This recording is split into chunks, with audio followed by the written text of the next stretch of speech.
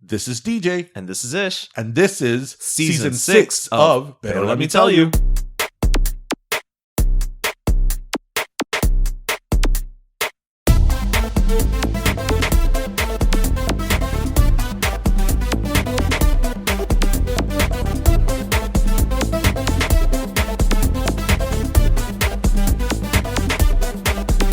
Anytime you call my name. Hey, hey. And that is from the catalog of the bold Taylor Dane. You caught me. Well, And you really did. You weren't paying attention at all. You were doodling. I was literally doodling. Yeah, you were literally doodling. Well, on that bold note, welcome to episode 256 of Pero Let Me Tell You. Happy Friday, everybody. Pero Friday. Hashtag Pero Friday. Welcome back, Pero Primos. How's everybody's summer going? Well, I think everybody's summer is going great. Ours is better now that our phones have not melted. Oh my gosh. They're melting. We're recording without melting. So last week, as many of you know, we were at Melbourne Beach, Florida. And, we were like really excited. We had the perfect spot, like where to record. I was like setting up like the cameras for like. We put on all the off. Yes. We took all the equipment. Yeah. We were like super excited. I was like, putting up both tripods at like the perfect camera setting, and we were under an umbrella barely. Sí, pero imagínate if not. But the cameras were not covered by the shade of the umbrella, so we failed to realize that the cameras were going to be in the hot sun. Yeah, electronics. And they sort of went a little haywire. They reacted accordingly. Yeah. The phone was like, I'm about to turn into lava. Yeah. Liquid hot magma. You almost just put away a puddle. We're in a volcano, Scott. Remember, we're surrounded by liquid hot magma. Anyway, so but we're back, and we had a great time in Melbourne Beach. Maybe some of you listeners have been to Melbourne Beach, but there's something that I really learned from there. And we're both Floridians. We both grew up going to the beach a lot. It's not a surprise. The beach is something we're not familiar with. The bugs in Melbourne Beach are nothing to play with at all. Those things are prehistoric. Now museums and the horseflies. I don't know what it is. Those things are prehistoric. They are. Yeah. I don't know. They came from Jurassic Park is in Melbourne Beach. Yeah. Oh, for sure. Yeah. For sure. For sure. I mean, listen. I think that you can't take a small child there. No, unless you dip them in off. Any child under a year can't leave the house. No. They can't. Oye, porque mira que nosotros nos echamos de todo. Off de todo, and No, and some of us came out worse than others. Yes, but it's funny because I was among the first in the group to get attacked. But by the end of the week, everybody, you did. I feel you weren't one of the first. No, but by the time I came back, like the next day, I was like, I've got like ronchas and stuff. So ronchas. That's such a great word. Tengo una roncha.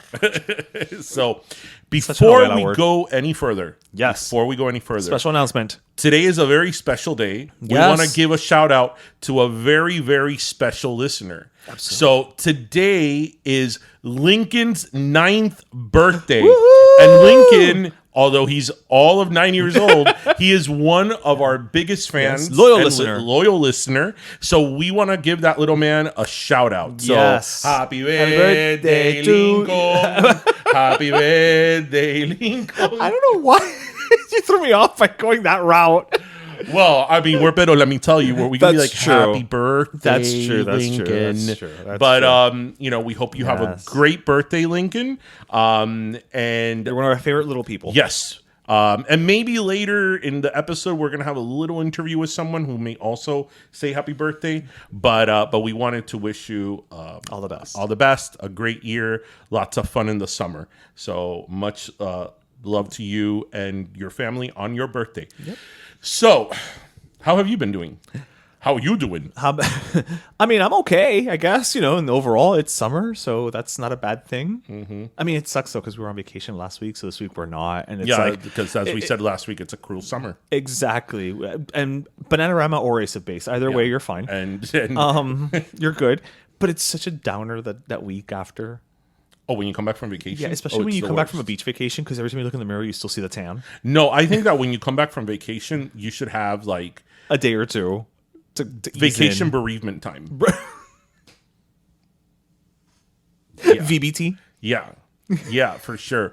You know, it's so funny, like, especially like during my college years that I used to travel.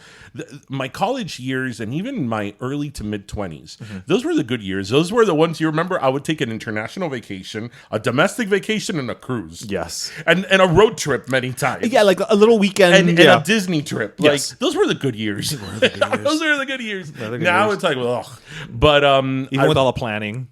now it requires planning. But even with all the planning, you can't do half of that. Yeah. And I remember that when I would go like to Europe, especially, you know, that we'd be gone to Europe for like 2 weeks, 2.5 weeks, sometimes 3 weeks. I would like literally come back from Europe like Sunday, 10 p.m. And I'm like, well, I'm going to work on Monday, because I would use that vacation time to like the last second. I'm like, I'm not one of these people that's flying back on Thursday to kind of like, oh, let me fly back on Thursday. So I kind of, you know, Settle back in. Settle back in. No. That's what the plane is for. You sleep on the plane. Yeah. Yeah. Do you sleep on planes? You know this. I fall asleep on planes like before they even take off. Yeah, so do I. Yeah, it's the best. It's the best. That's why I always get a window seat. It's like, I remember when flying to Australia, I fell asleep and I wake up and it's like, oh, there's 4 hours left. Like, I'm like, oh, this is like, You're almost there. I'm almost there, you know, compared to like that it takes about 5 days to get to Australia, you know. Oh, But what a great sleep that must be. yeah, you know what? You know when I flew to Australia, what I watched on TV? I had to watch a concert of Kylie Minogue. I'm like, well, that's you're the not law. going to go to Australia Right, and not right. watch, Kylie. you know, Kylie. Yeah, you know, I mean, whatever. And of course, because it was Virgin Australia, the airline that took to Australia, they had like a whole section of Kylie Minogue. oh, what a wonderful way to fly. Well, it is KM Air. That's true. That's true. The exits are located in the front and the back rear of the craft. That's right. So anyway, okay, so obviously we can't talk about current events without talking about like what dominated the news. Yes. Literally this whole week, which Really was, did. Yeah, because it happened on the thing with the submarine, Right. With the Titan submarine. It happened on Sunday. And Oh, it was Sunday. I thought it was later in the well, week. they lost the last signal on Sunday, and then Thursday it's when they found the debris field. So it was the whole week, and you know, a lot of people have been talking about this. A lot of people have had opinions on it. You know, I feel like any news story, when it first happened or when it first broke the news, people are kind of just watching. Right. But then, of course, in this world that we live in, you know, within 48 hours, everybody has an opinion. And Capital now O. everybody's an oceanographer. Oh, it's and true. everybody. So they're no longer experts on, what is it, the Menendez law? Which one is it? Which one? The one that the immigration and the, oh my god, that everybody became an expert on. Yes. Yes. Well, in infectious disease experts. And, yes. You know, So the expertise just now everybody's an oceanographer. Exactly. And a deep sea diver. But everybody now has opinions on it. The memes are rolling around. Yeah. So for those of you who don't know Quick what it is, recap, quick recap. So there's this submarine called the Titan by this company called Ocean Gate. And pretty much this submarine was not... I'm sorry, every time I say submarine, I want to say, we all live in the yellow submarine. I will say you are being fairly generous calling it a submarine. Okay, well, it is I mean, technically it is, but I so mean, it's this company, Ocean pretty Gate, lacking. had this submarine called the Titan. And I believe it was the only submarine that could take paying guests down to see the wreck of the Titanic. Usually, submarine missions, if you will, or launches are done with like scientists Right. and people that are experts that go down. it's a study. It's a study, yes. Right, not a So tourist thing. usually it's something that's not open to Tourists. regular tourists or civilians, if you will. But this particular company did, and you had to pay $250,000 to be to take this journey, this trip. So it was very expensive. So obviously, people that would be paying tourists in this submarine were people that were very wealthy. It's not you and I. Coincidentally, when a little bit of context in terms of my knowledge of this, when this first broke the news story on Sunday, or when I don't know if I saw it on Sunday or on Monday, I was like, this looks very familiar. Why do I know about this submarine called the Titan from this company called Ocean Gate? And I'm like, CBS Sunday Morning. And I'm like, oh, that's because this was profiled on CBS Sunday Morning. It's been a while. This was while. profiled on CBS Sunday Morning 4 or 5 months ago. Yeah. So I'm like, this is why this all looks very familiar. And in fact, it was. And I looked up the report that I saw a few months ago. And what was interesting in that report was that the reporter for CBS Sunday Morning who went on the submarine with them, and they were supposed to go to the wreck of Titanic. There was a day, because they went out there. He didn't. He went. No, so let me explain. They went out there and they went to the wreck site, which is about a 2-day sail from, I think, New Brunswick or something. So the first day they were there was bad weather. The second day they were there was something else with bad weather. Then the third day, he went in and they were able. This is a reporter now that was doing a package for CBS Sunday Morning. So this was like 4 or 5 months ago. Yes. Okay. He I think third try, he gets in there and he descends with them, and they got lost for 5 hours. And this comes out in the report. They were lost for 5 hours. So when they show that in the report, they start to show also how this submarine was kind of put by parts. Yeah, like he got a part at Hobby Lobby. It was kind of Frankenstein. Another one was like tape. They control it with like a PlayStation remote and all that. All that was true. And there's even a part where the reporter was like signing the waiver. That waiver's scary. And then finally, so they obviously didn't see the wreck that day. And then on the fourth day, they descended and they actually saw the Titanic, but the reporter was not part of it. He stayed behind on the boat where they launched it from. So the point was that you went away watching this report saying like, okay, this is a cool thing people are doing. So but it did do a successful dive. In the report, it did. It did. Okay. After a few failed attempts, predominantly because of weather and because they were lost for 5 hours. But you did get this feeling that this vessel, this wasn't really, that I know of or had come out in the news, approved by any agency or anything like this. This was put together by this company. It was made of titanium or so. And it had done several successful missions to the wreck site of the Titanic. Oh, I thought this was the first. No, this was not the first. Okay. It had done several successful missions. Okay. There was even a lady that they interviewed in the report that I don't think she was wealthy. She said that this was her life savings. Like she didn't even buy a house because she wanted to see the wreck of the Titanic. Okay, what is it about this damn ship? So the point, the reason I bring that up is because this had a bit of a history of being a little finicky. Right. I mean, all explorations to a certain point are. So, that's a little bit of context and background in terms of the ship, of the submarine. So, what's your take on it? So, I mean, first and foremost, let's put it up out there. Five people aboard, right? Yes. Lost their lives. That's horrible. I don't think anybody can take away from that, right? Like, that's just a given. Nobody should lose their life on a tourist expedition. I mean, I think that's a pretty understandable statement to all agree on. I will say this, they had made some, and I'm finding this out now, they had made some successful dives to the wreck site and all that. But it does not seem to me like they took any learnings, shall we say, and updated the equipment. You know what I mean? It seemed like from when the reporter went down, that it seemed a little rickety and a little, DIY, that they didn't take that opportunity to be like, okay, great. So now let's improve this. Let's improve that. Like it seemed like it was still that. Maybe they did, but the thing is that submarine was not. It wasn't. It didn't have a quality control from a certain agency or department. So nobody knew. There was no oversight. Maybe they had internal quality controls and oversight, but it wasn't on a like OSHA an agency or anything level. Yeah. I will say this: my biggest thing, where I'm like, aside from the waiver, which like you said, when you fly, you've told when you fly a plane, you're essentially signing acceptance when you buy the ticket and all that. The part that really freaks me out about all of that vehicle is that it could not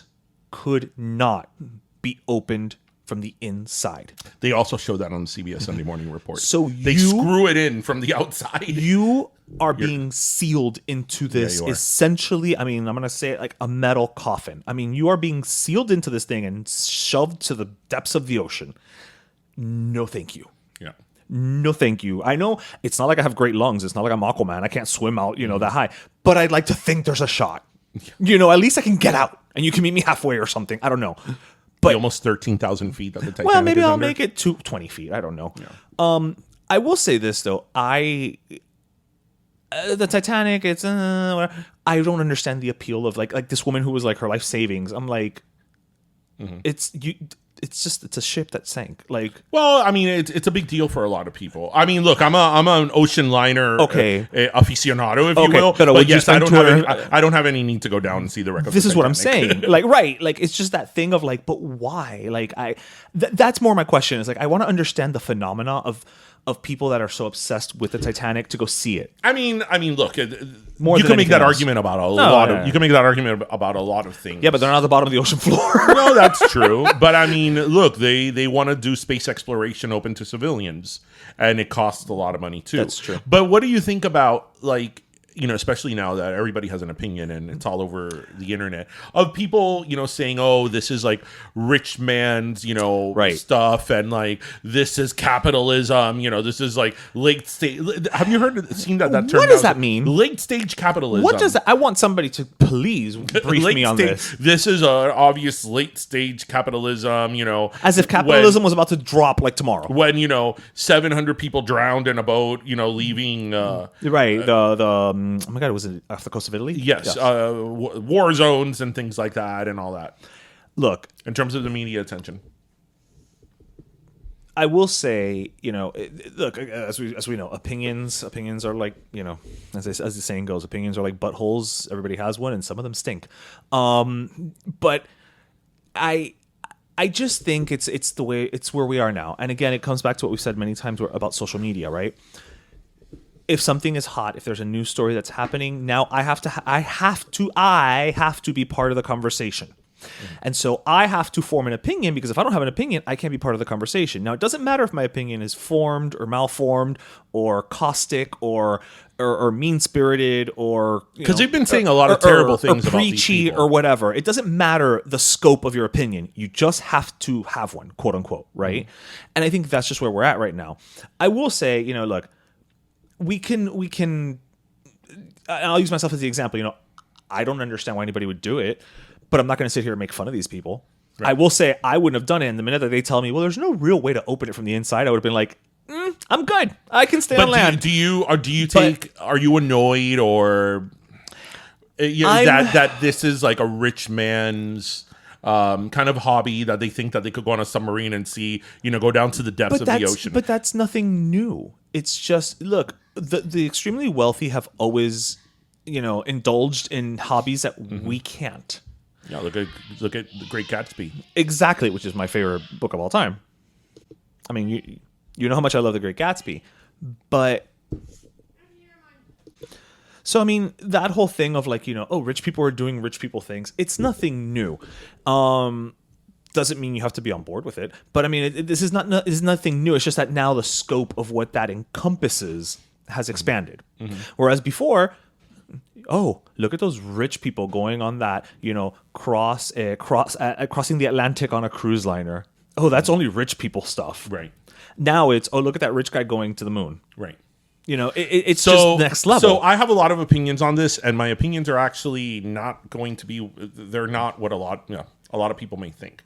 I think that there was a lot of, in the last few days, of memes and things written about these people that, this is what billionaires do, and they think that they could defy, law, and they could defy the laws of nature, and they think they're invincible and all that. You know what? These people at the end of the day were people, and they were husbands, they were fathers, they were brothers, they were neighbors, they were friends, they were coworkers, what have you.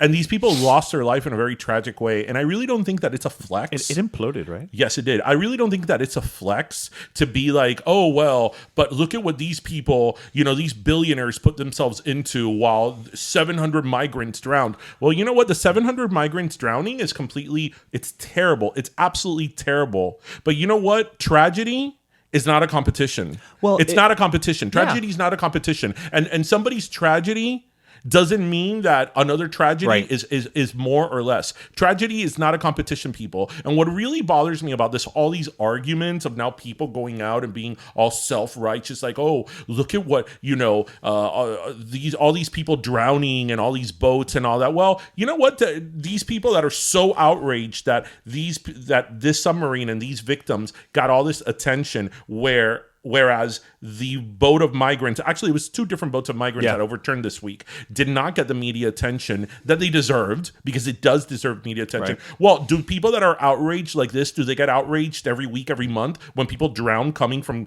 Cuba to Florida? Because every week there's people that drown. Yep, the Straits of Florida. In the Straits of Florida that drown. And if you're Cuban living in Miami, you know somebody or somebody in your family or somebody around you who drowned coming from Florida. So do people get outraged on that as well? Or on many of the other atrocities and terrible things that happen in the world that you should, as a human being, feel bad about, and you should and it should get attention. Those people that drowned in that boat coming, leaving a war zone area this week should have gotten media attention. They should have. But they didn't. And because they didn't, we also should not ridicule the lives of these people that were lost in this incident. Well, because neither of them controlled the media coverage. None of them controlled the media coverage. The 5 people in that submarine, trust me, if they for some time knew they were in peril, they weren't thinking like, oh my gosh, are we on CNN? I hope I'm prime time. I hope I'm prime time. No, they wanted to survive. They wanted to get out of there. And to say that,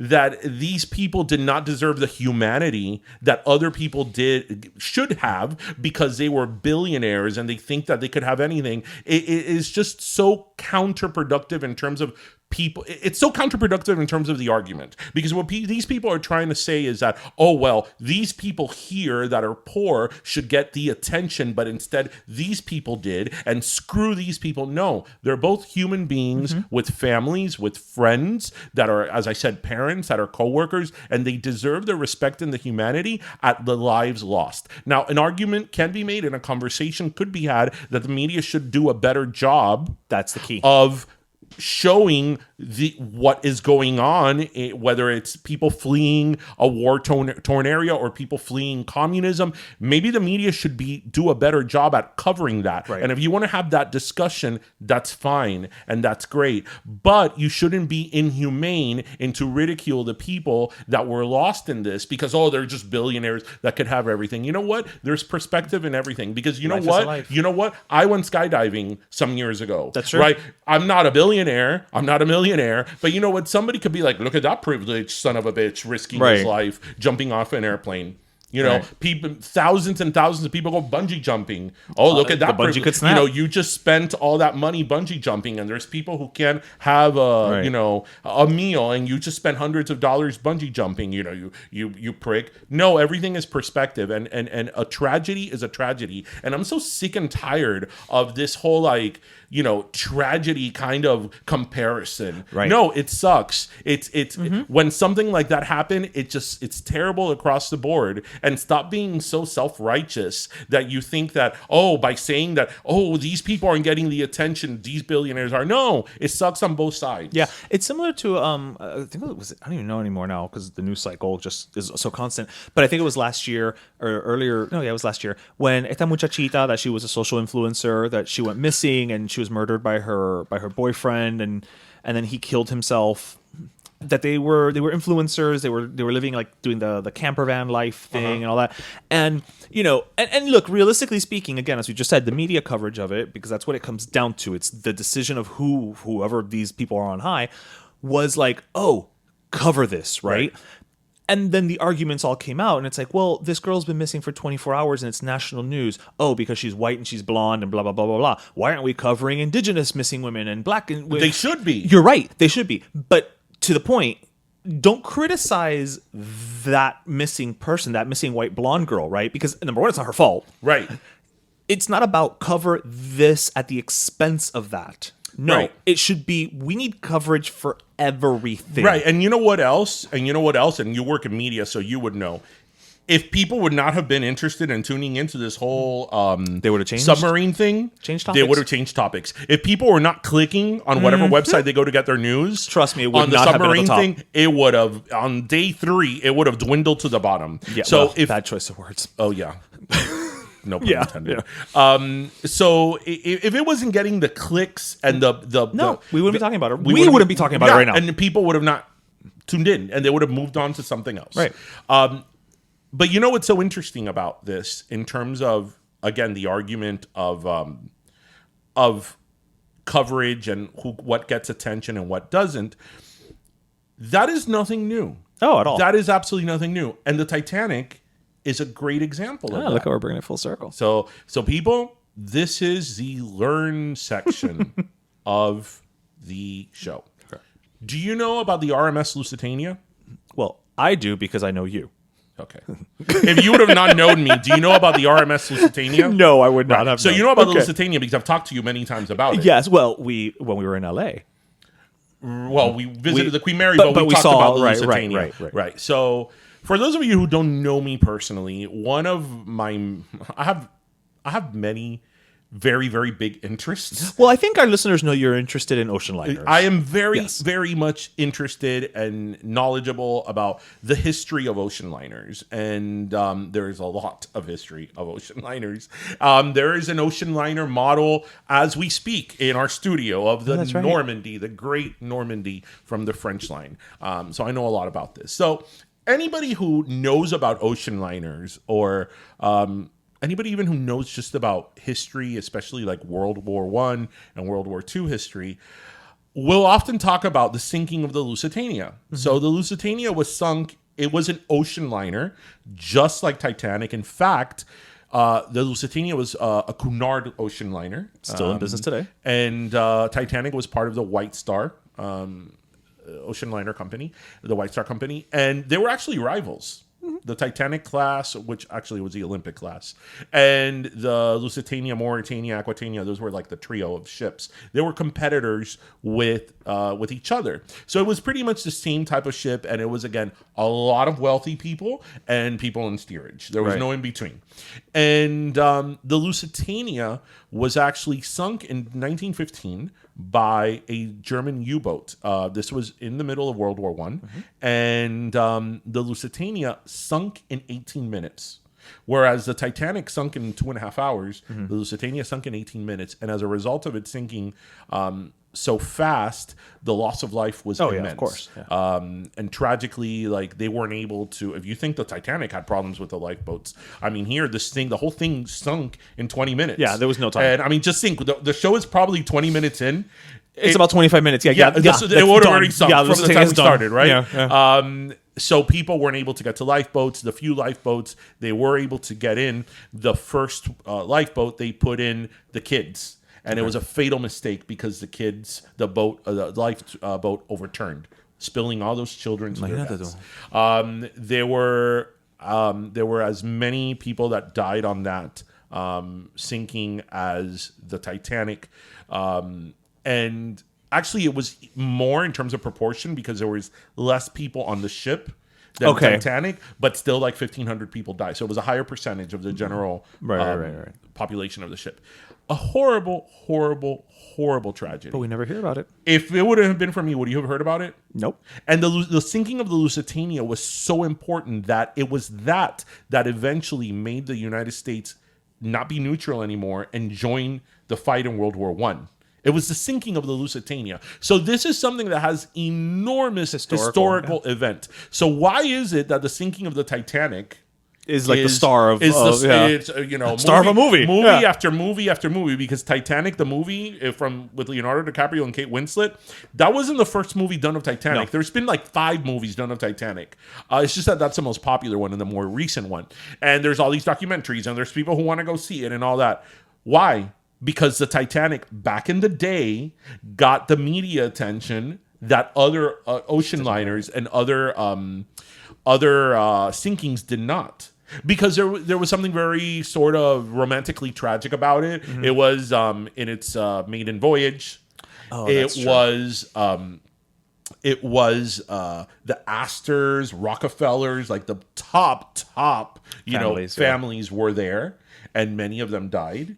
So that's newsworthy. It was newsworthy, but it got a lot of attention. And after the Titanic sank, there were a lot of trials with a lot of people that were there. Like Ismay was on trial. There was a lot of legal ramifications after the Titanic. And 111 years later, we're still talking about it. Yeah. But we're not talking about other ones. Why? Because what's happening now, what everybody was complaining about, it's nothing new. That's always happened. There are certain things that just captivate audiences and captivate people in general. And there's a lot of factors as to why that happens. But that's nothing new. It's not late stage capitalism. Right. It's absolutely nothing new. So I give that example of the Lusitania because it's comparable. It's comparable, and I would even make the argument it had an even bigger impact because the sinking of the Lusitania had an impact on World War One. On world events. Yes, on World War One. Yeah. If the United States would have gotten into World War One, history could have been completely different. That's true. Right? And yet, unless you know about ocean liners, or unless you know about history, you don't know about the Lusitania. So, and there's been a lot of other maritime disasters that don't get, the Andrea Doria in 1952, that sunken television, that it got rammed by a ship. And, yes. And Again, it sunk. In, things I know because of him. Yeah, so... Things I know because he has told me. So that was the learn part of the show. That was definitely the learn part of the show. So I just wanted to bring something about... I want to change topics for a minute, but let's take a break. Let's go to a sponsor. And then we'll come right back. Oye, mi gente. Now, as you know, this summer, Pero Let Me Tell You is partnering with the Florida dairy farmers to talk about all the great benefits of dairy and, quite frankly, just the awesomeness that is dairy. And who better to talk about that with us than our guest today here, Diane Smith. She's the Director of Marketing and Partnership at Florida Dairy Farmers. Thank you so much for joining us, Diane. Hey, thank you so much for having me. So, being that June is National Dairy Month, obviously we all know about the benefits of dairy, but I think one of the unsung heroes, especially when we're talking about the Florida dairy farmers, is how they are just really sustainable and the care that they put into the environment, right? Yeah, I think that's one of the big misconceptions about the dairy industry. There's just so much information out there and so much of it is wrong. But, we're an association, nonprofit organization representing the dairy farmers, and we're charged to, getting the truth out there and the actual facts. And the dairy farmers are committed for caring for the environment, making sure that they're improving. It's a continuous improvement process about making sure that the land that they have, they leave it better than when they first got it, because most of them are generational, farms. Absolutely. I would say that probably over 85% of all the farms here in Florida are multi-generational. Wow, that's crazy. So we're talking about, families that have a very long history of not just being part of, the world of dairy, but also understanding what it means to care for that land and to really give back to the land that has given to them. They sure do. And, they're proud that they're feeding the state of Florida and beyond, right? They're feeding their neighbors, they're feeding, their communities.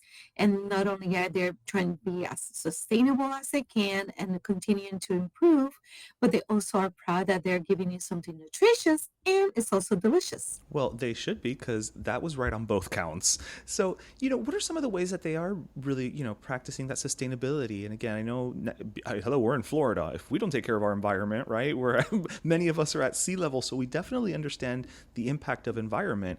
What are some of the ways that they are, on a daily basis, kind of taking that into account? Sure. So what they're doing is they're optimizing their water usage. Right, there's a lot of water being used at the farms, but they're actually recycling that water up to 4 times. So they use it, of course, to feed the cows. The cows need water to produce the milk. Then to keep that water, that milk cold, right, when it's being going into the tanks, so it stays at a nice even cold temperature. Then they're also using it for cleaning, of course, the stables, and also to water the crops. So there's lots of different ways that they're utilizing it. They always have like retention ponds where they're collecting rainwater so they can reutilize it and recycle it. I love it. Not a drop goes to waste, right? I mean, and again, Absolutely. And they also improve the water quality of it by removing the nutrients that there might be. And then, of course, we all know about this because we use it for our plants, but they're optimizing the utilization of the manure nutrients, right? They're not only using it to convert it into energy, which is great, into biogas, but then they're also looking at ways as to how to change the diet of the cows so they can reduce the different gas emissions and as well promote sustainable agriculture. And also just finding just different ways as to how to keep improving and innovating and utilizing science to be more sustainable. that is absolutely incredible. And again, this is June is National Dairy Month, and I think so many times when we think about dairy, right, we think of the final product, obviously for good reason. It's something Sure. we all drink and enjoy, from milk to cheese. But really, we really should be thinking about these farmers who are really giving it their all. Like you said, multi-generational families that are really doing everything to not just provide for us, but make sure that they're giving back into the environment wherever possible. That's fantastic. Absolutely. No, another thing that they've been working a lot is also reducing food waste. They're utilizing, the cows are natural recyclers. They have four stomachs, so they can eat a lot of different things that humans cannot eat. For example, like orange peels. Here in Florida, we have a good orange industry, citrus industry, and they're able to consume those orange peels that is a nutrient for them, and it doesn't make the milk taste like orange, just so Oh, you know, but it's something like that. But it's just, they're able to consume a lot of different things like barley and all kinds of things that would end in the brewers grain when they make beer. They can eat that too. So it's something else, those things that would end up in a landfill, the cows actually can use it, process it, and it's healthy for them and they like it. that's awesome. See, now I'm officially jealous of cows because I want to have four stomachs too. I want to be able to eat that much, right? So, as we wrap up now, I just want to direct all of you listeners, and again, thank you, Diane, for coming by. All of this information can, of course, be found on floridamilk.com or lechedeflorida.com because, of course, we're South Florida. We're all about Spanglish and English and Spanish and providing that information across the board to everyone. Absolutely. The last thought I guess I'll leave you is that if you want to drink Florida milk, just look at your gallon of milk. And there's always a plant code by the sell by date. And if it starts with the number 12, that means that milk was processed here in Florida. So it's Florida milk. So please make sure that support our farmers. And thank you out there to all your listeners. And I look forward to talking to you guys some more. Yes, you heard it here, listeners. Look for the 12 by the sell by date so you can know it's Florida milk. Thank you so much, Diane. Thank you. Oye, mi gente, it's June, and that means the start of summer. La playa, vacation. And it's also National Dairy Month. Makes sense. Ice cream, milkshakes, cheese on your burger and the barbecue. Okay, I'm about to start drooling all over this microphone. No, claro that you're drooling. Pretty much all those summer favorites are made with real Florida dairy products. Okay, so that means they're not only delicious, but also nutritious. And don't forget locally sourced. Okay, now I'm really looking forward to a Florida dairy summer. Bueno, in that case, visit floridamilk.com or lechedeflorida.com today for info on the benefits of dairy and more ways to enjoy dairy all year long. Also, don't forget to look for the number 12 under the sale by date on your gallon of milk. If it starts with a 12, it's Florida milk. And we're back. Yep. So I wanted to bring something up because I've mentioned this to you offline. During the pandemic, we saw all these people start with podcasts left, right, and center. And I believe it was this week or end of last week, Spotify announced that they're cutting back on their podcast division. But one Anchor? of the I'm sorry? Anchor? Yeah. But one of the biggest things that they announced was also that they were ending their deal with Harry and Meghan early. Mm-hmm. They had signed a multi-million-dollar contract with them. No more archetypes. No more archetypes. To create all this content and all these shows. As of the end of that contract, they had only delivered one show. and I think like 4 episodes. Yeah, they had done. It had Beyonce, one of the Williams sisters, a holiday Mariah Carey. special, Mariah. It was like 5 and a holiday special, or Yeah, some it was a few. very few. And I bring that up because it's something that you and I talk about all the time, and I'm just gonna vent for a minute. I am very tired of people, and this is just me gonna be me. Coming into the podcast space thinking like, oh my God, I'm going to come in and I'm going to be a podcaster and I'm going to do this and I'm just going to have this and it's going to be great.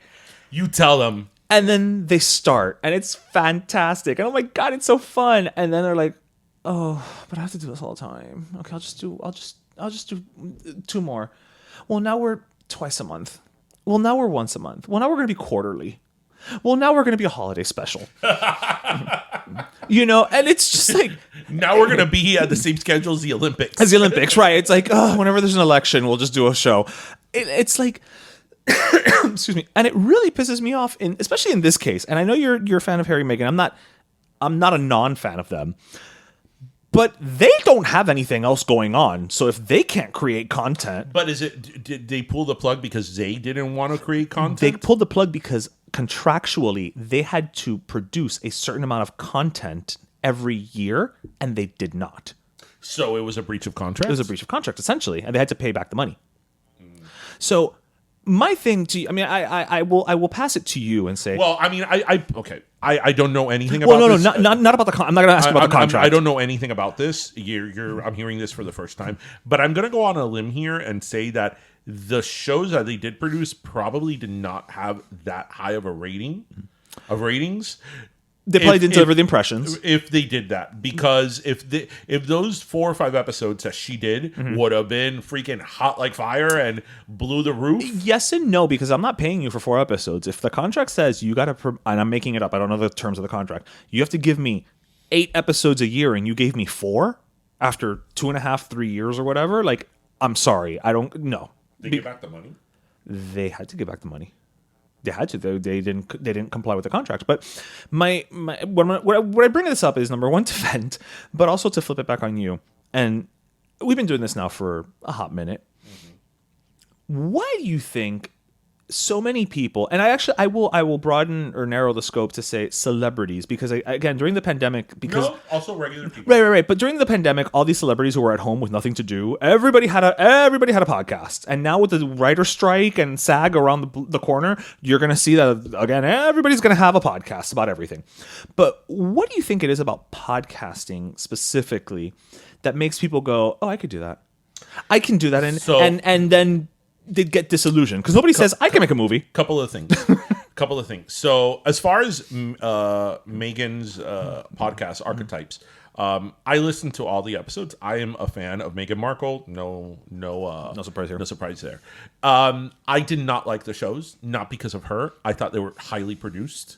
And I just, they were, did you ever listen to any I didn't. of them? So what do you mean by highly produced? Okay, so for example, the episode with Mariah Carey, she'd be having a conversation with Mariah Carey, and then 2 minutes into their conversation, then it'd be a voiceover. Oh, because when Mariah was a little girl, she blah, blah, blah, blah, blah, blah, blah, blah, blah. So it wasn't just an interview. Then they would cut back to the interview, and then they would speak for like another 3 minutes, and then, oh, because this got me voiceover. Because this got me thinking. Okay. Blah blah blah. I'm like, I don't want to hear. You know what? Just interview her. It was so back and forth that it gave me like anxiety. Like, wow. I was like, but why? Like, just have a conversation. Right. You know. So it was very highly produced. I don't know how much she had in that or not. Well, but I'm sure they produced it. I didn't care too much for it. As far as the podcast thing goes. Look, I think that I don't know if you feel like I feel, but podcasting is something that, in terms of the equipment, the actual tangibles, the startup cost of it, doing a podcast is very easy. You just need a microphone, you need a camera if you want video, you need, I mean. It could be as complicated or as simple as you want. Mm-hmm. It's not something that's overly complicated in terms of production, in terms of to produce. Okay. Right? So I think that everybody thinks that, oh, I could do this. And in terms of doing it, yes, you can do it. Theoretically, yes. Theoretically, you can do it. But here's where kind of the road turns. and this goes back to maybe what we've talked about. We talked about at the beginning, and we talked about many times before here. Everybody in this day and age of social media, everybody wants to say something, even if they have nothing to say. Everybody wants to talk, even if they have nothing to say, right? Or even if they're just hashing out things that are not novel, or just they want their 2 cents. To quote Evita, they didn't say much, but they said it loud. Yes, exactly. So people think that they could do it because they do it on social media. They're keyboard warriors. But what they fail to realize is that if you want a podcast and you want an audience, you want that audience to grow. Even let's say you don't want to monetize it, that's not your goal. But you want your audience to grow and you want to do quality work. It's a lot of work. We put in a lot of work into this show. This show that you guys hear for an hour, as simple as it may sound, it is not. Yeah. We put in so much work into this. You even put more work than I do because you're the one who books our guests and does the calendar and stuff like that. It's a lot of work. I can't tell you guys how many hours go into just one episode a week. And it's not only the episode, it's social media, posting, taking pictures, having a plan of what we're going to do. Putting in the FaceTime at events. In our case, we put 48 Friday episodes a year. And plus all the Hangueando episodes. It's a lot of work. It's a lot of work. And we say that all the time. There's people that they start out as like a vanity project. Like, oh, I'm cute. We're fun. We're going to have a podcast and we're going to have fun. And it's like, okay, but are you going to do the work? Right.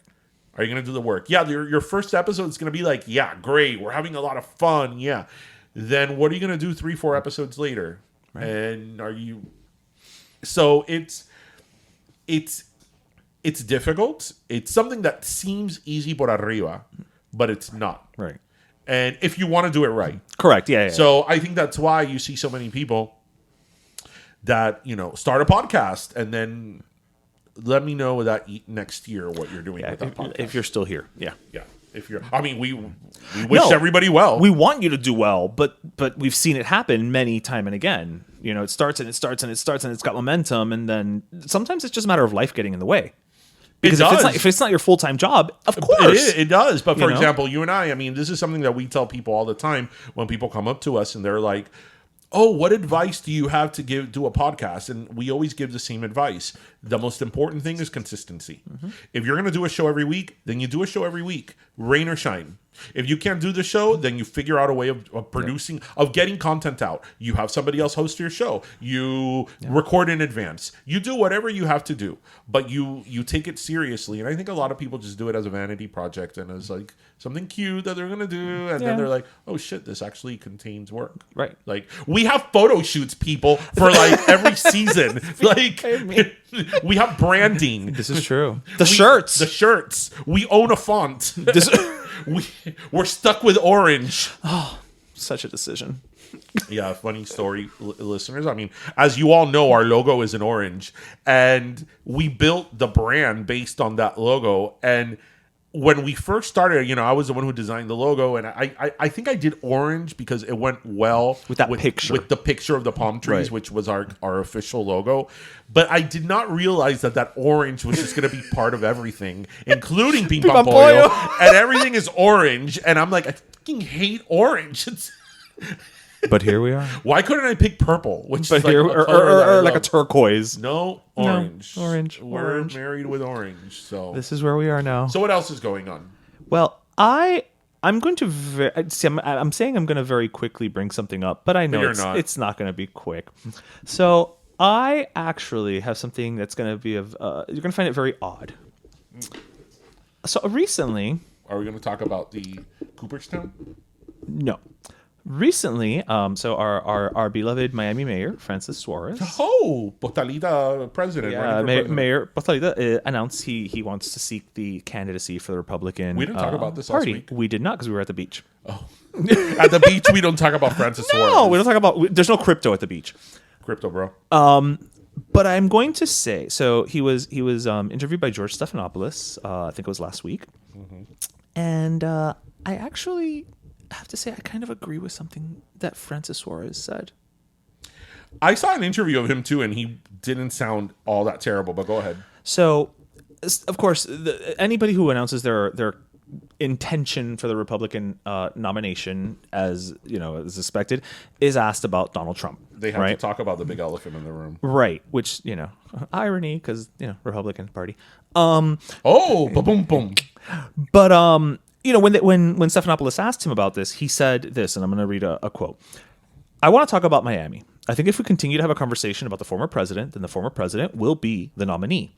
This conversation is not a healthy conversation for the country. We should be talking about the issues that Americans care about. We shouldn't be talking about candidates being indicted. Now, I know it's a catch-22, right? Because on the one hand, it's like, well, it's newsworthy and you have to talk about it and you have to mention it and blah, blah, blah, blah, blah. But I don't completely disagree with him where if I'm here to talk about what I can bring to the table all you want to talk about is this other person. No, it's okay. You could agree with something that he says. Then no. But I'm saying, again, God knows in all of our episodes, it's not like we're huge fans of Suarez, but that makes total sense to me. And he's not wrong. Right, but who built Donald Trump? No. Fair enough. Fair enough. Right. But now the media is continuing. Right. Whoopi Goldberg says this all the time on The View. She does. Why are we still talking about him? Right. And you're talking about him by not talking about him. And we're talking about him now too. Yeah. And we're talking about him too. We're part of the problem too. Right. But I just think it's fascinating to me that it's just one of those things where it's like, oh, I saw interviews with him too. It's like Voldemort, right? Where it's like he who should not be named, but by saying that you keep building it and building every single Republican nominee, whether it's Nikki Haley, Chris Christie, anybody, now him, that I've seen being interviewed, all they talk about is Donald Trump. Right. So, what it's the same thing. It's 2015, 2016 all over again. So it's the media again. So if the media collectively decides that they're not going to cover him, or they're going to cover him as much as they need to right, in terms of news, right, then it is. And look, I think that they're doing a disservice to these people that are running for president, because obviously I don't care for none of these people, but they are running for president, and a lot of people in conservative circles, maybe like them, maybe they are a little bit more moderate, looking for an option. And if you don't give these people the platform to properly speak about what their what their platform is, then it's a vicious circle. We're a hamster in the little wheel. And I don't know. I don't know why he's running. Well, that's a whole other question. There's different rumors why he's running. Look, he doesn't stand a snowball's chance in hell. I'm sorry. You know what I'm. No, he doesn't. You know what I could totally see Donald Trump doing if Francis Suarez is able to get on the debate stage. Francis, you're not really mayor of Miami. You're mayor of a little spot in Miami that only has like 300,000 people. Yeah. Come on. Yeah. And he wouldn't be wrong. Even a broken clock is right twice. And he'll be like, but bro, crypto bro. Crypto bro. How can I help? Right. I'm going to tell the country to stop being poor. Yeah, that's going to come back to haunt him. As it should. Yeah, as it should. If your response to people saying that they cannot afford the rent in your city is, well, they should just get another job or get a higher paying job. Like if it was choosing between, Granny Smith or Apple or Red Delicious, let me just get Smith, always. Yeah. I wonder where the Apple gets that name from. Was there a Granny Smith? How old do I look? I don't know. No, because see, this is one of those things where then I'd make up an answer and I would say it and then you'd believe it and then you'd get mad at me for making up the answer. You and your stories. Granny Smith. I'll never, ever forget the first time I heard Granny Smith apple. Who was it? Well, in Cuban, we didn't buy Granny Smith apple. Nosotros compramos manzana verde. Roja, digo. Roja. Nosotros compramos manzana roja. Nosotros compramos manzana roja. Eso es manzana verde, that's not Cuban. Cubans don't really eat apples, but when we do eat apples, it's the red. Eso es manzana roja. I'll never forget. So this is when I was in college. high school. I started working there in high school, and then I worked there sometime in college. I worked, remember, at the water metering company, and most people that worked there were white. They were Caucasian, and one of my coworkers, who I became friends with, she wanted me to go to Publix to get some snacks. She's like, "Oh, make sure to get Granny Smith apples," and I was thinking, oh, is there like a little store next to Publix that's owned by Granny Smith who sells apples? Because I didn't know. I didn't know what Granny You were Smith's looking for like a apples were. logo. Yeah. Yeah. I was like, is this an apple place? Like by Granny Smith? Like Aw. a cute little, Una viejita. I saw a lot of ginga. Well, how do you say ginga in Spanish, in English? Gingham. Gingham? Yeah. Oh, gingham. Gingham. I had no clue what Granny Smith apples were. So now I love Granny Smith apples. I do too. And Honey Crisps. Ooh. Macintosh. Macintosh. If I gotta go red, I'm gonna go Macintosh because that's red and green together. My least favorite apple is red. Delicious, yeah. It's red, but it ain't They're that a little delicious. chalky. They're grainy. They're grainy. Yeah. No, Yeah. not ¿A a ti fan. te gusta jugo de manzana? Or jugo de pera? De manzana. I don't like pears. You don't like pears? Pears to me are the grainiest of all fruits. How can somebody not like pears? I don't care for the pear. Es una pera. I don't like pears. Oh my God. Listen, you know what? I like a lot of things in this world. I am not a generally picky Dude, eater. I'm allowed to not like pears. You cook down pear and you make it into a simple syrup and you add it to a pasta with a cream-based sauce and you add blue cheese to it and pecans. Oh, no, wait a and minute. it Wait a becomes minute. amazing. Wait. I don't like eating a pear. I like pear-flavored things. What are your favorite fruits? Oh, I know what your favorite fruit is. A ti te gusta kiwi. I do love the kiwi. A good kiwi. There's nothing like a good I kiwi. do love a kiwi. You just kind of you kind of take the little The top fruit off. or the New Zealander? Both. Both. I enjoy a good New Zealander. I don't know where this is going.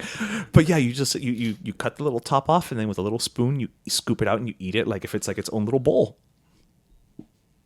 What? Mi abuela, that's how she would eat the kiwi. You know how the kiwi is oval, right? So you cut the top, right? And then you get like a little teaspoon and you just Wait, you did eat they have it. kiwis in Cuba? No, niño, ya empezó a comer eso I aquí. was like, kiwis? No, Lo que en no. Cuba comían mucho era mamoncillo. Mamoncillo. Mamoncillo. Y mamoncillo chino. Yeah. They made it a point to tell you it was Asian. El mamoncillo. El mamoncillo chino. I've never heard of any other ethnicity of mamoncillo, by the way. El mamoncillo italiano. Right. Like, you've never heard of, like, el mamoncillo mongoliano. Like, I've never heard El that. mamoncillo hungariano. Uruguayo, you know? Like, no. It's always a mamoncillo chino. So, No, and you know what's so funny till this day? If you're in a car with like a crazy older Cuban that you're driving down the street, mira, fulano en la esquina vendiendo mamoncillo. And it's like, okay, great. Why not? So mamoncillo was really big in Cuba. It's a Caribbean thing. It is a Caribbean thing. Apparently. But what's your favorite fruit? Do you like a good strawberry? I do, but I have issues with strawberries. Really? Because What are your issues? they tend to ripen too quick for what they cost. So it's a dollar and cents type thing Yes, for you. yeah. Okay. Yeah, like I can't eat all the strawberries in that container. But like if you don't eat them within like 2 days, yeah, they're bad. Oh well, I talked to you about this the other day, but I don't think I've talked to you about it in the podcast. A couple of months ago, when I had the epiphany that for Cubans, and I don't know if this is for all. I think you Caribbean might have said folk, this on the show. but I don't think I said it on the show. For Cubans, a lime is a lemon, Yeah. It doesn't matter if it's but Cubans don't have yellow lemon. no, but the lime to them es un limón. Es un limón. Right. Es un limón. Not a lima. Because a lima is what you use for your nails. And it's funny because like there were a lot of things that happened previously that I didn't put two and two together. Like I distinctly remember one time my dad being here at the house and I was cooking. And I told him, Papa, ve al Poli y tráeme 5 limones. Y te trajo 5 lima. Right, he brought me 5 limes. But I didn't put two and two together. Right. I was like, you just brought me a lime. I told you lemon, right? I didn't figure it out at that point. And then, yeah, I eventually figured it out. It's like, to them, yellow lemons don't exist. No. That didn't make it to the island. It didn't, which is weird because they grow there. Yeah, that didn't make it to the island. But then what is so crazy is that they call lemonade limeade. Cubans make a lot of lemonade. But they don't call it limonada? They call it limonada, but it's really limeade. Oh, yes. This is a whole different flavor at Sonic's.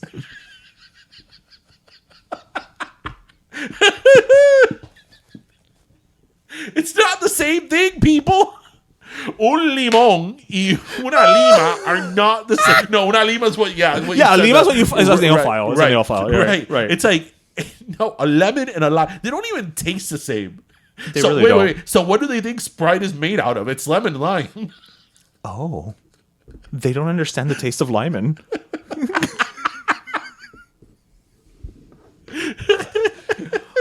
But it's so listeners, if you want to trick, like, I don't know if this is a case with other like Caribbean countries, like if this is happened to Puerto Dominicans, Rico or yeah. Dominicans, I don't know. But with Cubans, if you want to like give your family members, like obviously the older ones, Yeah. you know, you really want to confuse them, get a lemon and get a lime and be like, ¿Cuál es un limón?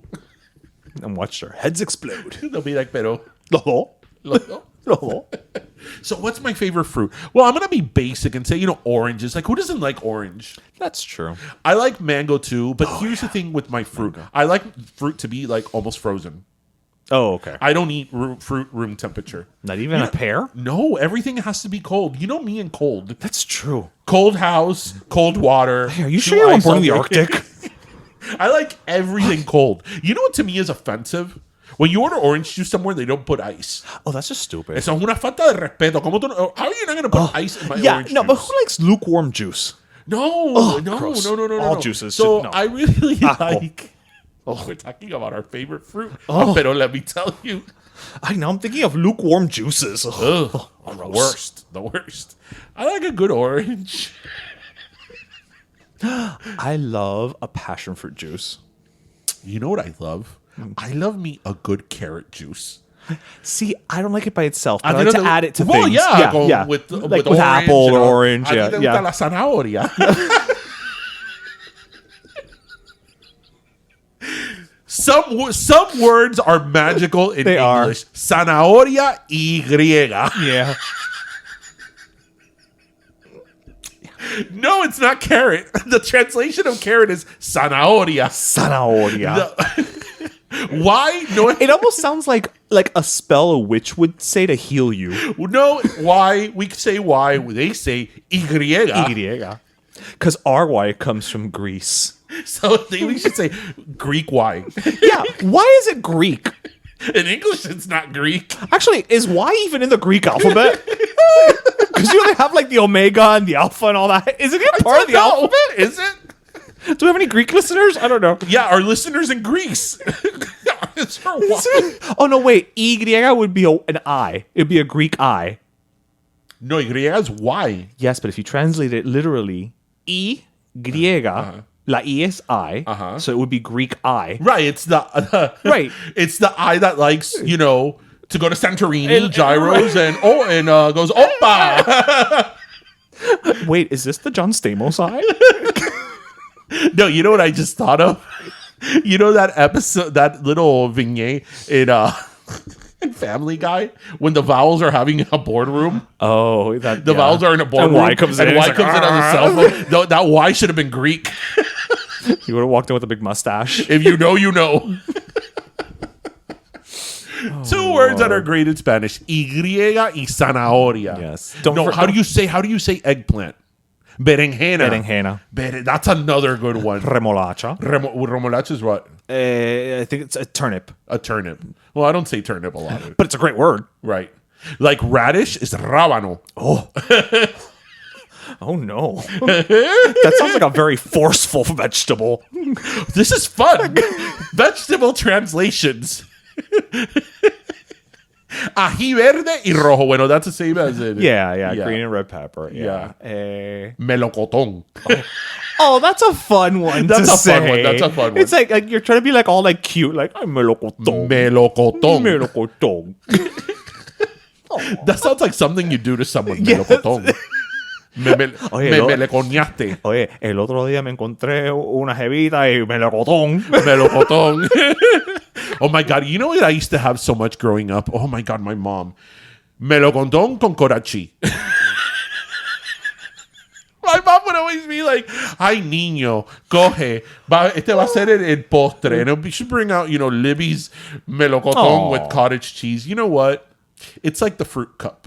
It's not good, but it's good. It has a place in your heart. Yeah. That fruit cup juice, that's like pure sugar. Eso es mío. Like, I mean, there's no two ways about it. You might as well use that for your fucking pancakes. It's syrup. I mean, where's the line? wait, I didn't say what my favorite fruit were. Oh, wait, yes. Okay, you know what? I'm a sucker for honeydew. Oh. I love me some honeydew and cantaloupe. That's one of the... You know what? I hate the fact that in Spanish they're all just melon. Yeah, that's another thing. That's what Ay, tráeme un melón. Un melon Which verde. one? Which one? No, wait. No, because watermelon does have... oh, my God, watermelon. I know the word for watermelon. No melon. Well, I mean, technically, yes, but it has a... Watermelon's such a pretty fruit. It is. I'm really weird how I eat my watermelon. I like the part next to the shell that's like kind of whitish and has no flavor. That's the part of the watermelon that I love. Why? Because I'm me. Who hurt you? That's like but there's a lot of people that are like this. I kind of like green bananas. Oh, yeah. It's sweeter. That banana it's sweeter. No, it's chalky. Wait. No, green bananas. Oh, green bananas. If, Oh, okay, if okay. that banana has one freckle, nope. Oh, not having that's it. true. Yeah, you're not having it. No. And I see these people eating these brown bananas, and I'm like, pero que tú haces? Yeah, no. That's when you have to make them into maduros. Yeah. Oh, At that point. Bueno, all this fruit talk is making me It's making me thirsty. thirsty. So, All right. So you want to go first? Or do you want me yes. to go? Okay. So I'm gonna give my last soda to Ted Lasso. Aw. So I started watching Ted Lasso this week. I know it's old. It's like on season 3. It's nothing new. It just ended, really. It just really ended. But I did start watching it, and you know what? That show. I mean, I'm not saying anything new, anything that hasn't been said before, but it really is a feel good show. Absolutely. And I feel that character, we should all strive to be like him. I agree. Like, He's just a genuine person. if everybody was like Ted Lasso, like the world would be such a much better place. Yeah, that's so true. Like, it's great. It's a feel-good show. So, I feel we need more television shows like that. Just more content like that. Yeah. It's a feel-good. And I loved in, I think, the 5th or 6th episode of the season.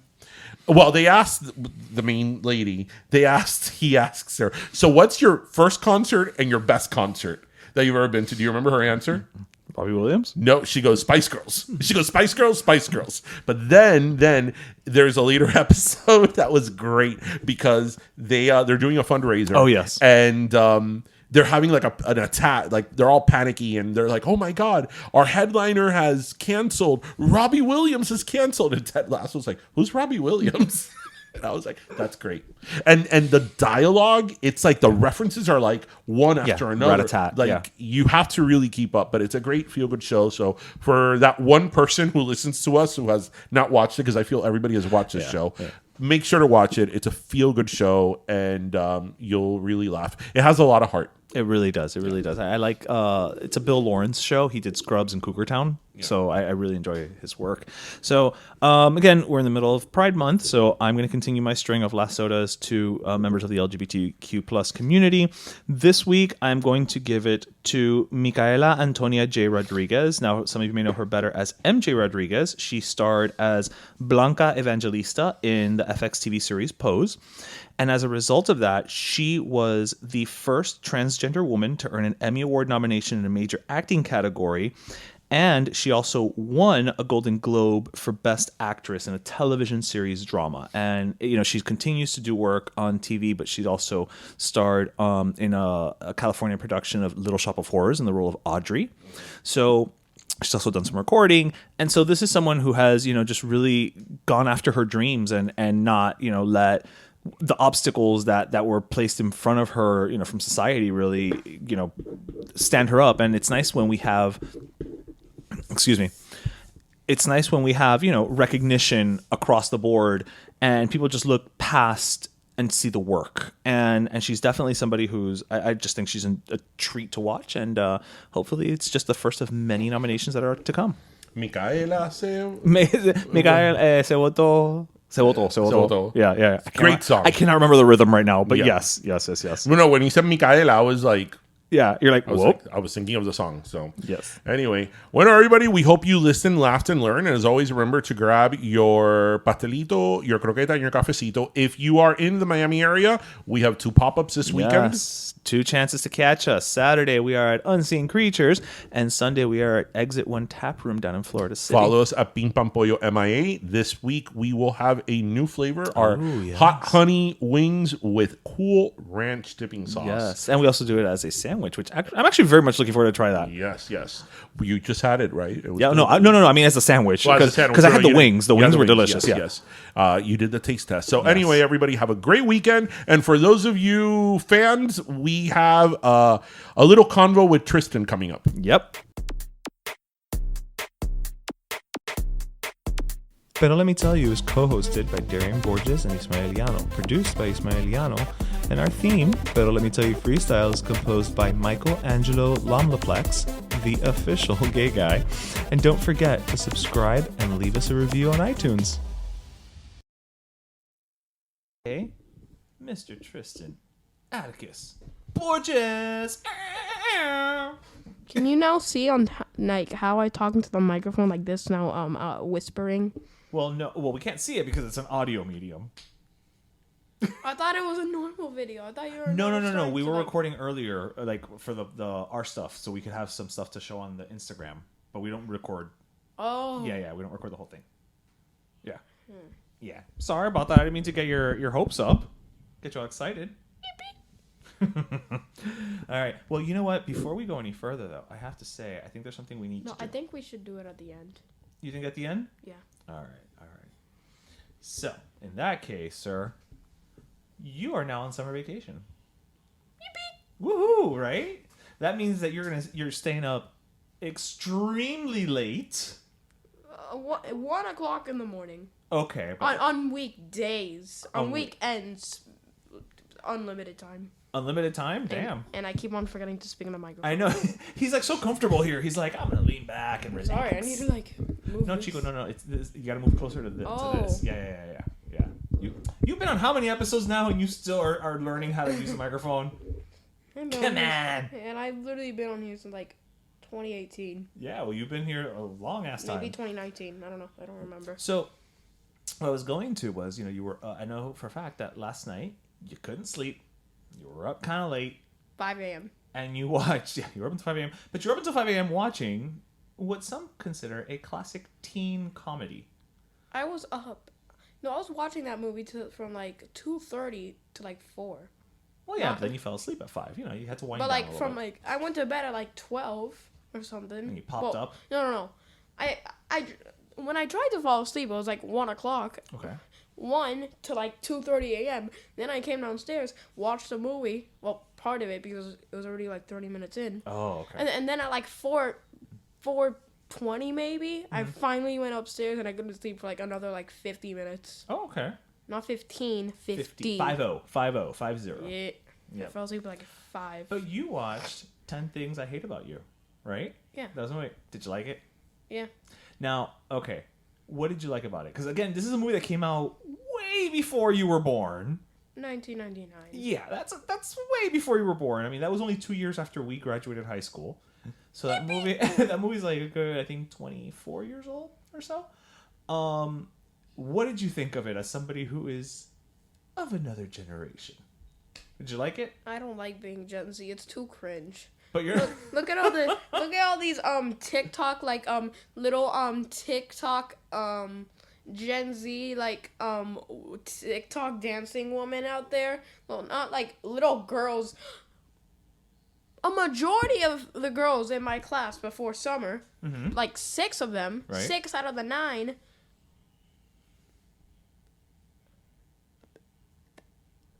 No puedo hablar, señores. No, I see that. You're Señoras. having issues talking. Do you need water? Do you need a Heimlich maneuver? What? If you see me like that, you know what to expect. I don't think the audience does since they can't hear me. Exactly. That's why it's very hard. It's an audio medium, dude. So okay, fine. We were not gonna call you Gen Z, but you are you're of a different generation than I am. I think that's fair to say, right? Yes. Okay, great. So, did you enjoy the movie? 10 Things I Hate About You. Yes. What did you like about it? I don't know. You don't know, was but you good, liked though. it. How do you not know?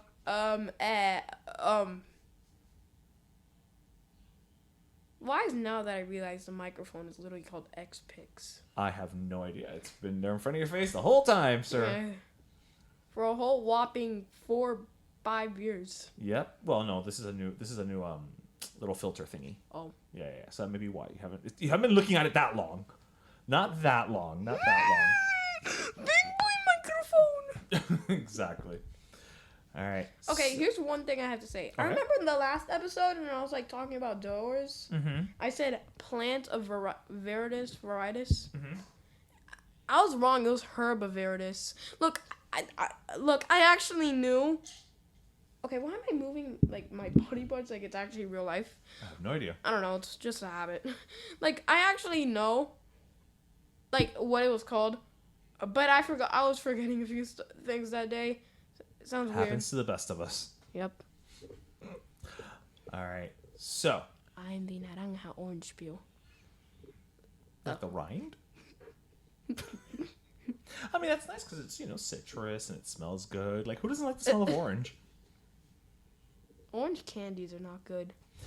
I disagree. An orange lifesaver is great. Overrated opinion, but I don't like too many orange candies. Except orange Skittles. Those are good. See, I don't like, in general, I don't like Skittles. They're too chewy for me. Like, I prefer just like a hard candy that I can just like, crunch in and call it a day.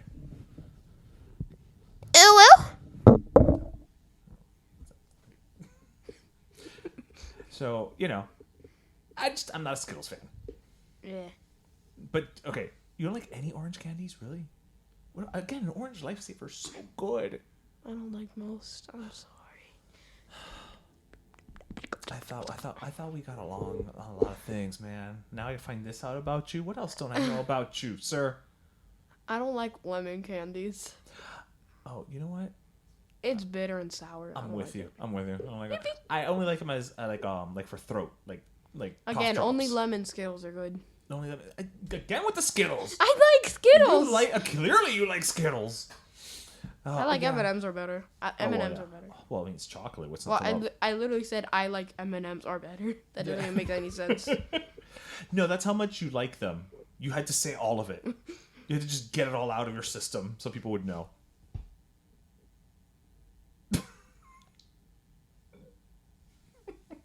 Uh-oh. I think he's got lockjaw again. I don't know. Something's happening there.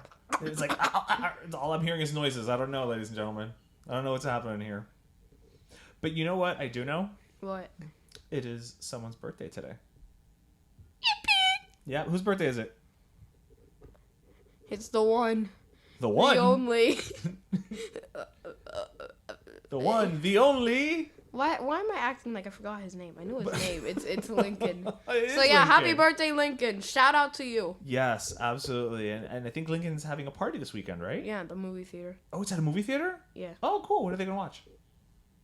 Transformers, I think. Oh, that's true. There is a new Transformers movie out. Yeah, Rise of the something. I don't know. There's always a rise of some type of movie. Can we do a thing. poll on this on this podcast? I mean, we can, but there's no way to know because there's no The way comment section. to. No, because there's no. They don't leave comments on the audio stuff. They do on the YouTube, but not on the. Well, they can on YouTube, but not on like iTunes or Google Play. Okay, whatever. Which one do you all think is better, Doors or Rainbow Friends? Okay, well, you heard it there, guys. I don't think most of our listeners know what either of those are. Well, for the people that don't know, But- Roblox Doors or Roblox Rainbow Friends. So they're both Roblox games. Yeah. Okay, but Doors is the one that you like, Yeah. mostly, and then Rainbow Friends is the one that you think is a little womp womp. Doors is the dub here. Doors is the W. Doors for the W, Rainbow Friends for the L. Yeah. All right. I mean, I'm not saying Rainbow Friends is a bad game, which has 2 chapters. So just 2? That's it? Yeah. Oh. Chapter 1, it's not good. No. I think chapter 2 is pretty decent. Yeah. How many chapters does Doors have? 0. Oh, so it's not a chapter game the same way. No. Oh, okay. Okay. It has floors instead. I swear to God, it's been 10 months. 10 months since Doors is released. It released August 10th, 2022. I'm still... It's a habit, okay? We all do it. Yeah. It literally released August 10th, 2022. 10 months ago. And it's only gotten one update. That's it? Well, That seems very it's gotten strange. several, like... UGC items. You know what that is? Now you have no clue. So basically in Roblox, there's these things called UGC items. Is it even recording? It is recording. Oh, okay. There's these things called UGC items, which are just stuff to put on your avatar. Oh, is that user-generated content? Is that what UGC stands for? I have no idea. Yeah, they've done that, but that I'm only gonna count like the major updates. So, Okay. well, they've done two, but one of them was literally the April Fool's update, so I don't even know Oh, if that I doesn't should count. count that. Nah, it's an April Fool's. Womp womp. But it was like a huge update. Oh, really? Yeah. Oh, one. All right. Hold well, Up Plus update was still better. Okay. Well, sir, it's always a pleasure to have you on. And I look forward to welcoming you back again. I hope it's at the end of summer. And you can tell me about all of your adventures that you had on your summer break. I hope that you rode a horse, took a rocket to the moon, swam with some mermaids, and maybe, just maybe, ate some pizza. All right, Tristan. Thanks as always for swinging by, my friend. All right, we'll see you again later, all right? Okay. Pizza! Bye.